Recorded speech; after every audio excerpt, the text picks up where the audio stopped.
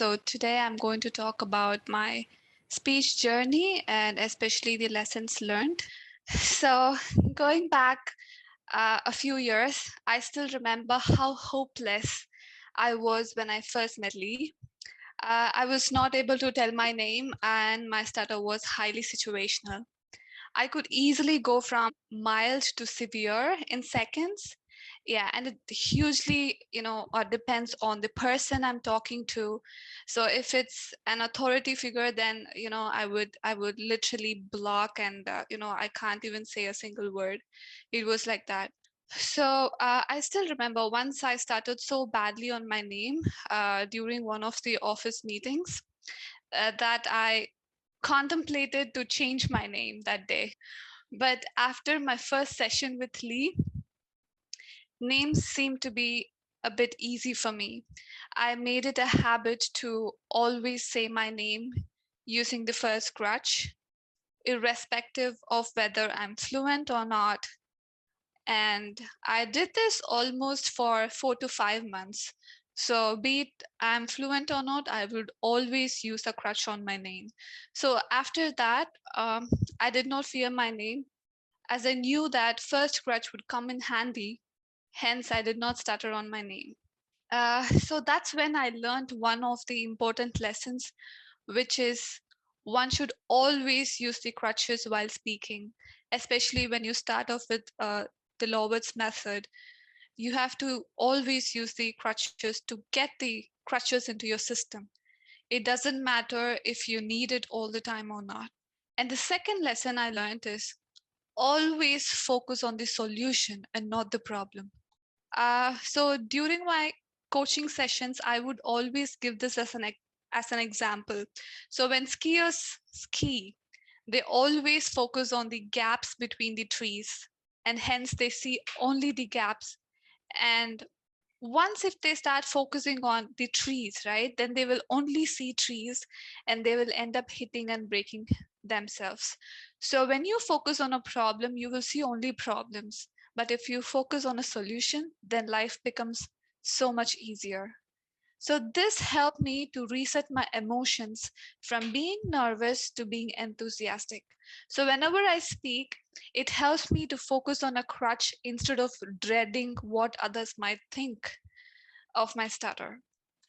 And the third lesson learned is always see your speech as a practice session, because practice allows you to make mistakes and not to be perfect. Nobody in the world is perfect. So this is the strategy I use when I give a presentation at workplace. So it can be even a client meeting, because I very well know that this is not the end of the world. And the fourth lesson is don't be too harsh on yourself, because stutterers are the strict graders. They grade themselves so harsh. Please don't do that. We all hiccup and we all have good days and bad days.